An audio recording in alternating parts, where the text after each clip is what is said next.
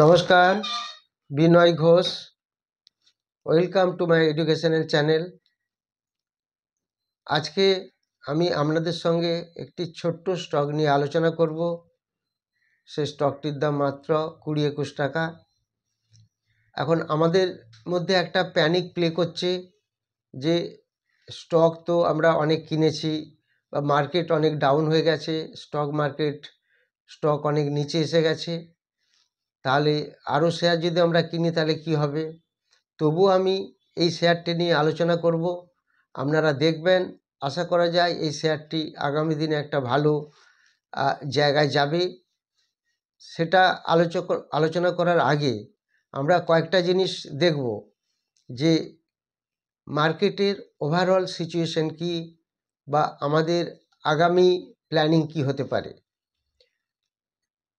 আমরা দেখতে পাচ্ছি ইলেকটোরাল বন্ডস নিয়ে একটা মার্কেটে অনেক মাতামাতি চলছে। হ্যাঁ, এটা একটা, যেহেতু ইলেকশন আসছে সেজন্য ইলেকটোরাল বন্ডসের একটা প্রভাব পড়েছে। তো ইলেকটোরাল বন্ডস যেটা দেখাচ্ছে বা শো করছে সেটা কি ছিল, বা সেটা আমাদের কি জানা উচিত, বা আমাদের কাছে কি খবর এসেছে যে কোন কোম্পানি ইলেকটোরাল বন্ডসে কত ইনভেস্ট করেছে তার একটা ডিটেলস, এবং তারা যে ইনভেস্ট করলো সেই কোম্পানিগুলি ইনভেস্টমেন্টের এগেনস্টে গভর্নমেন্ট তাদের কোনো ফেসিলিটি দিল কি না, বা তারা কোনো অ্যাডভান্টেজ নিল কি না, এটাই হচ্ছে আমাদের মেন দেখা। যদি তারা ইনভেস্টমেন্টের এগেনস্টে কোনো অ্যাডভান্টেজ না পায়, বা গভর্নমেন্ট যদি তাদেরকে সেরকম কোনো সুবিধা না দেয়, তাহলে সেবি থেকে এবং সুপ্রিম কোর্ট থেকে কোনো প্রবলেম আসবে না। এবং তার list already State Bank Supreme কোর্টকে দিয়ে দিয়েছে, সেবিকে দিয়ে দিয়েছে, সেগুলি পর্যবেক্ষণ চলছে। এবার ইউনিক কোড বলে একটি কোড আছে, সেই কোডটা এখনও স্টেট ব্যাংক দিতে পারেনি, কারণ এটা একটা বিশাল বড় একটা ব্যাপার। এখানে প্রচুর লোক ইনভেস্ট করে, সেগুলোকে দিয়ে ঠিকঠাক করে দিতে একটু সময় লেগেই যায়। তো সেই ইউনিক কোডও দিয়ে দেবে স্টেট ব্যাংক। সেই ইউনিক কোডের এগেনস্টে অবজারভেশন করে, ইন্সপেকশন করে দেখা হবে যে কারা, কোনো কোম্পানি কীরকম অ্যাডভান্টেজ পেয়েছে গভর্নমেন্টের কাছ থেকে। তো এটা আমাদের ছোটোখাটো বিনিয়োগকারীর জন্য খুব একটা এফেক্ট আসবে না, হয়তো স্লাইটলি একটা টেম্পোরারিলি একটা এফেক্ট দেখা দেবে মার্কেটে, সেটা খুব একটা ভাইটাল কিছু নয়, কিছুটা স্লাইটলি এফেক্ট একটা পড়বে স্টক মার্কেটে। এবার আমাদের স্টক মার্কেটে যাই এফেক্ট পড়ল না কেন, আমরা যে স্টকগুলিতে ইনভেস্ট করছি, আমাদের প্রথম জানতে হবে যে স্টকগুলিতে আমরা ইনভেস্ট করছি সেই স্টকগুলি ফান্ডামেন্টালি কতটা স্ট্রং, এবং তার কাছে কি অর্ডার আছে, এবং কোম্পানি লাস্ট 5 ইয়ার্সে কি প্রজেক্ট করেছে, কীরকম প্রফিট করেছে, সেগুলি আমাদের ব্যালেন্স শিট অ্যানালিসিস করে জানতে হবে। কোনোভাবে কেউ বললো আমরা শেয়ারটা নিয়ে নিলাম, সেটা ঠিক হবে না, বা কোনো টিপসের থ্রু দিয়ে কাজ করাও ঠিক হবে না। আমরা যদি প্যানিক হয়ে যাই, ধরুন আরভিএনএলের মতো শেয়ার, আইআরএফসির মতো শেয়ার অনেকখানি পড়ে গেছে, কেউ যদি প্যানিক করে লস বুক করেন সেটা ভুল করবেন। আপনাদের নিশ্চয়ই মনে আছে 2008 সালে লেম্যান ব্রাদার্স যখন ডিফল্টার হয়েছিল আমেরিকান ব্যাংক, তখন মার্কেট 6 মাসের মধ্যে কিভাবে পড়ে গেছিল, ঠিক আবার 6 মাস পরে 1 বছরের মধ্যে ঠিক রিভার্সাল ওয়েতে তার থেকেও উপরে চলে গেছিল। তাহলে যারা কনফিডেন্স লেভেল যাদের কম, যারা স্টক মার্কেট খুব একটা বোঝেন না, যাদের ধৈর্য নেই, তারা প্যানিক করে তারা ভাবছেন আরও পড়ে যাবে, আরও পড়ে যাবে, আরও পড়ে যাবে, ডেলি লসটা দেখেন। এই লস দেখা যেহেতু আমাদের প্র্যাকটিস নেই, আমাদের তখন শেয়ার মার্কেট থেকে লস করে বেরিয়ে আসতে হয়। দেখবেন তার কিছুদিনের পরে আবার কিন্তু মার্কেট প্রচুর উঠে যায়, তখন আমাদের হাত কামড়াতে হয়। 2008 সাল, যাদের এক্সপিরিয়েন্স নেই দেখে নেবেন 2008 সালের চার্টগুলি। এছাড়া এরকম প্রচুর ঘটনা ঘটেছে, হর্ষদ মেহতার টাইমে হয়েছে, প্লাস এই কোভিডের টাইমেও হয়েছে। মার্কেট প্রচুর পড়ে গেছিলো, আবার মার্কেট কিভাবে বেড়ে গেছে সেগুলি আপনারা মনে করবেন, তাহলে আপনাদের কোনো এফেক্ট আসবে না। আর চট করে কোনো স্টক যদি ভালো স্টক হয় তাহলে লস বুক করবেন না। এখানে ধৈর্য রাখতে হবে, ধৈর্যটা একটা বিশাল ব্যাপার। কোম্পানি যদি ভালো হয়, তার যদি সমস্ত কাজ ভালো হয়, সেটা 5 বছরের ব্যালেন্স শিট দেখলেই বুঝতে পারবেন আপগ্রোয়িং কিনা, আপ ট্রেন্ডিং কিনা। আজ মার্কেট 1-2 বছর ভালো হয়েছে বলে নয়, লাস্ট 5 ইয়ার্স 10 ইয়ার্স দেখুন ইন্সপেকশন করে, তাহলেই বুঝতে পারবেন আগামী দিনে কোম্পানি কি কাজ করবে, তার প্রজেক্ট অর্ডার কী আছে, তখনই কনফিডেন্স লেভেল আপনার বেড়ে যাবে। তো লস তো শেয়ার মার্কেটে হতেই পারে, কিন্তু সেটা সহ্য করতে হবে এবং ধৈর্য রাখতে হবে। নাহলে দেখবেন সব স্টক লসে বিক্রি করে বসে রইলেন, তারপর দেখবেন হু করে মার্কেট ঘুরে গেল, তখন পস্তাতে হবে। আবার উপরে গিয়ে কিনবেন, দেখবেন আবার পড়ে যাবে, আবার নিচে লস বুক করবেন। এইভাবে কোনোদিন স্টক মার্কেটে আপনারা সারভাইভ করতে পারবেন না। যাই হোক, এখানে ধৈর্য প্রত্যেককে রাখতে হবে। এবার যদি আমরা ওভারঅল মার্কেটটা দেখি, এই ওভারঅল মার্কেটে কি হচ্ছে, নিফটি 4-5 দিন যদি আমরা দেখি পড়েছে, তার মধ্যে একদিন একটু ভালো বেড়েছিল।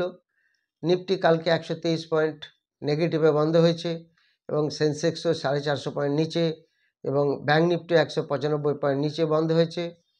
একটু দেখার ব্যাপার আছে, Dow Jones American market 190 point নেগেটিভে বন্ধ হয়েছে এবং S&P 500 33 পয়েন্ট নেগেটিভে বন্ধ হয়েছে এবং ন্যাসড্যাক 155 পয়েন্ট মাইনাসে বন্ধ হয়েছে। ন্যাসড্যাক এবং ডাউ জোন্স একটু বেশি পড়েছে। আর ওভারঅল যদি আমরা ইউরোপিয়ান মার্কেট দেখি, ইউরোপিয়ান মার্কেট একটা মিক্সড ট্রেন্ডে চলছে, খুব একটা বাড়েওনি পড়েওনি, একটা সাইডওয়েজে চলছে।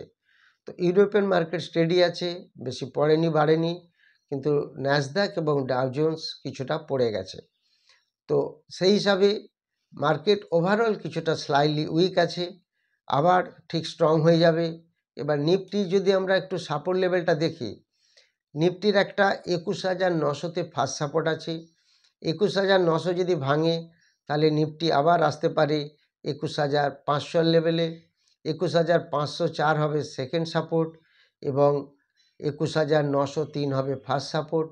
এই দুটো লেভেল নিফটির আমরা একটু দেখব, তাহলে আমরা বুঝতে পারবো যদি 21,903কে ভাঙে, তখন আবার 21,500 দিকে আসতে পারে। অপশন চেন অ্যানালিসিস দেখলে সেটা আরও ভালো বোঝা যাবে। যারা অপশানে কাজ করেন, অপশন চেন অ্যানালিসিস দেখে সাপোর্ট রেজিস্ট্যান্স লেভেলটা ক্লিয়ার করতে পারবেন, সেটা দেখে নেবেন।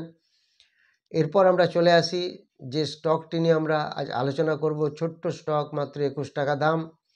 সেই স্টকটি আমরা এখন দেখব এবং তার চার্ট এবং প্যাটার্নগুলি আমি সব দেখাবো আপনাদের।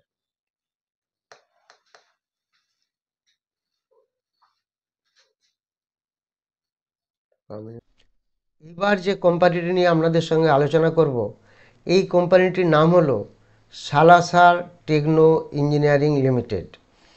এই কোম্পানিটি একটা লোয়েস্ট বিডিং দিয়ে একটা বড় অর্ডার পেয়েছে, সেটা এখানে দেখতেই পাচ্ছেন, 173 কোটির মতো একটা অর্ডার। এবং এটা একটা জয়েন্ট ভেঞ্চার হয়েছে RVNL এর সঙ্গে, এই সালাসার টেকনো ইঞ্জিনিয়ারিং লিমিটেড। এই জয়েন্ট ভেঞ্চারটা কি হয়েছে, RVNL এর 51% এবং সালাসার টেকনো ইঞ্জিনিয়ারিং লিমিটেডের 49%। তো এই কোম্পানিটি, এই যে সালাসার, এই যে কোম্পানিটি, এই যে জয়েন্ট ভেঞ্চারটি করেছে 51% এবং 49%, একটা বড় অর্ডার বুক হয়েছে, যেটা 18 মান্থসের মধ্যে, 1.5 বছরের মধ্যে এটাকে কমপ্লিট করতে হবে, এই 173 কোটির অর্ডারটি। এই একটা বড় খবর আছে সালাসার টেকনোলজির। এছাড়া এই সালাসার টেকনো ইঞ্জিনিয়ারিং একটা ল্যান্ডস কন্ট্রাক্ট পেয়েছে, যেটা হচ্ছে 10,337.8 মিলিয়ন রুপিস। এই সালাসার টেকনো ইঞ্জিনিয়ারিং এই কন্ট্রাক্টটা, এই যে ল্যান্ড কন্ট্রাক্টটা পেয়েছে কাদের সঙ্গে, ট্যানজেডকো কোম্পানির কাছ থেকে। এই ট্যানজেডকো কোম্পানি হচ্ছে তামিলনাড়ুর একটি ইনফ্রাস্ট্রাকচার কোম্পানি। এদের সঙ্গে এই কোম্পানিটি BSEতে লিস্টেড আছে। এই কোম্পানিটি সালাসার টেকনোর সাথে কন্ট্যাক্ট করেছে এবং সালাসার টেকনো ইঞ্জিনিয়ারিংয়ের সাথে একটা NOA, এর মানে হলো নোটিফিকেশন অফ অ্যাওয়ার্ডও দিয়েছে। এই তামিলনাড়ুর এই কোম্পানিটি generation and distribution corporation limited, Tamil Nadu generation and distribution corporation limited, যেটাকে আমরা বলি ট্যানজেডকো, এরা 10,337 কোটির একটা কন্ট্রাক্ট সালাসার টেকনো ইঞ্জিনিয়ারিংয়ের সঙ্গে করেছে। এটা দেখে আপনারা বুঝতে পারছেন এটার এগেনস্টে কি প্রজেক্টটা হচ্ছে। সালাসার ট্রাঙ্কি সার্ভিসেস করবে কম্ব্যাটোর ডিস্ট্রিক্ট অফ তামিলনাড়ুতে। এরা এই ধরনের প্রচুর কাজ করে এবং রেলওয়ে ইলেকট্রিফিকেশনের কাজ করে, এগুলি তো আমরা জানি। এছাড়া এই কোম্পানিটি একটা আরও যে নিউজগুলি আছে সেগুলি আপনাদের দেখাচ্ছি। এই দুটি বড় বড় নিউজ। এর সাথে সাথে আমরা এর অ্যাকচুয়ালি দেখুন, আমরা যদি কি কাজ করে টেলিকমিউনিকেশন, পাওয়ার, রিনিউয়েবল, এই সমস্ত কোম্পানি কাজ করে।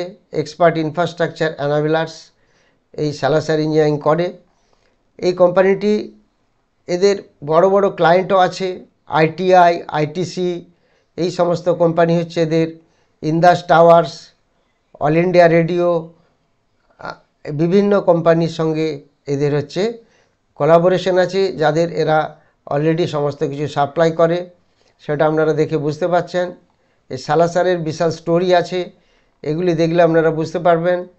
যাই হোক, এই সালাসার টেকনোলজি ছোট্ট করে আমি একটু আপনাদের এটা দেখাই। এই কোম্পানিটি যেটা করে সেটা হচ্ছে এরা মেনলি কাজ করে telecom towers, pre fabricated buildings, EPC project for railway electrification, EPC project for transmission lines, buildings and bridge. এই কোম্পানিটির অ্যাকচুয়ালি ডেপ্ট 0.83 মতো আছে, প্রমোটার হোল্ডিং আছে 63.1%, এফআইআর কাছে আছে প্রায় 9%-এর মতো শেয়ার, ডিআইয়ের কাছে কোনো শেয়ার নেই, ভলিউম মোটামুটি ভালোই। তো আলটিমেটলি এই স্টকটি ফান্ডামেন্টালি মোটামুটিভাবে স্টকটি ঠিক আছে। এইবার এই স্টকটির আমরা আরেকটু জিনিস দেখে নেব, এই স্টকটি কীরকমভাবে ট্রেডিং করছে তার একটা ভিউ আমরা দেখে নেব। এই স্টকটি দেখুন, এই যে এই জায়গায়, অর্থাৎ এইখানে স্টকটির দাম ছিল, এই স্টকটি 13 তারিখ দাম ছিল 20 টাকায় ওপেন হয়েছিল, 19 টাকা 70 ক্লোজিং দিয়েছিল, 18 টাকা 70 ছিল লো। তারপরে দেখুন এই 14 তারিখ এবং 15 তারিখ, এই দুদিনই স্টকটি একটু বেশ ভালো বেড়েছে। এটা দেখে আমরা বুঝতে পারছি, এই যেহেতু একটা ভালো রকম একটা ক্যান্ডেল করেছে, গ্রিন ক্যান্ডেল, লাস্ট ক্লোজিং দিল 21 টাকা 50। এবার এই স্টকটিকে আমরা নজরে রাখবো। যদি এই স্টকটি 20 টাকার নিচে আসে, যেমন এই ক্যান্ডেলটিতে দেখুন 19 টাকা 70 ক্লোজিং দিয়েছিল এইখানে, এবং ক্লোজিং এবং লো দুটি সেম ছিল। 70 টাকা ভাঙলে আমরা এটির উপর একটা ভালো নজর রাখবো। এখন 21 টাকা, 21.5 টাকায় ক্লোজিং দিয়েছে। এই স্টকটি আগামী দিনে এর যেহেতু ভালো প্রজেক্ট আছে এবং ভালো ভালো প্ল্যাটফর্মে কাজ করে, সেই জন্য আমরা এই স্টকটিকে কয়েক মাসের জন্য একটু নজরে রাখব। যারা এই চ্যানেলটি নতুন দেখছেন তারা অবশ্যই সাবস্ক্রাইব করবেন, লাইক করবেন, সবার মধ্যে শেয়ার করবেন। যারা 17 মার্চ সানডে আগামীকাল অনলাইন ব্যাচে ক্লাস করতে চান, রাত্রিবেলা 8টা থেকে 10টা, 10:30 তারা যোগাযোগ করবেন। আর যারা 7 এপ্রিলের ব্যাচে ক্লাস করতে চান, 7 এপ্রিল, যেটা সানডে শুরু হবে 2টো থেকে 5টা, 5:30, তারা যোগাযোগ করবেন। যারা টেলিগ্রাম চ্যানেলে আসতে চান তারাও যোগাযোগ করবেন, এটি একটি private Telegram channel. Thank you very much for watching my video.